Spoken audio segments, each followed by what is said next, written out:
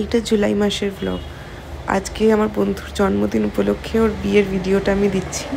তো জুলাইয়ে আমি ওর বিয়েতে গেছিলাম, আর যেহেতু ফ্যামিলি একটু প্রবলেম ছিল বলে আমি আর ভিডিওস বানানো হয়নি আমার।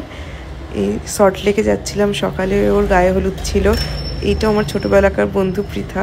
তো আমরা খাওয়া দাওয়া করে রেস্ট নিয়ে ওর বিয়ের সাজ দেখছিলাম, কী যে মিষ্টি লাগছিল।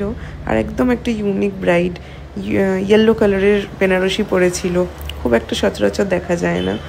আর সুন্দর তো লাগছিল। ওই ছোট্টবেলা থেকে প্রচণ্ড দুষ্টু আর খুব মিষ্টি একটা মেয়ে, একদম ভালো মনের মেয়ে।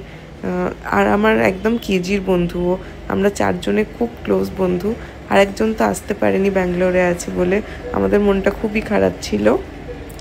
তারপর সন্ধ্যাবেলাও আলতা পরে নিল, দিয়ে আমরা তারপরে ভেনিউতে চলে গেলাম। ভেনিউ ওখানেই ছিল, জাস্ট পাশে ঘর নেওয়া হয়েছিল। তারপর একটু ফটোশ্যুট করে নিলাম, যা হয় আর কি। আর তারপরে আমরা ওর বর আসার জন্য অপেক্ষা করছিলাম। মাঝখানে অনেক অনেক নাচ গান হয়েছে, আর ও একদম মজা করতে ভালোবাসে প্রচণ্ড। মানে থ্যাঙ্কফুলি বাই গডস গ্রেস ও কখনো একটু স্যাড মোমেন্টস থাকে না, ও সবাইকে হাসিয়ে মাতিয়ে রাখে। ও নিজে দুঃখে থাকলেও সবাইকে হাসায়, আনন্দ দেয়। এটা ওর ভাই বোনদের সাথে ওর নাচ।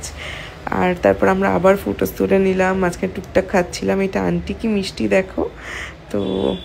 আর এখানেও বর চলে এসছে। আমরা স্নেহার জন্য প্রচণ্ড খুশি, ও যেন একটা সুন্দর লাইফ পায়। এখনও 1 বছর হয়নি ওর বিয়ের, তো সবাই আশীর্বাদ করে ও যেন একটা সুন্দর লাইফ পায় আর খুব হ্যাপি থাকে, ভালো থাকে।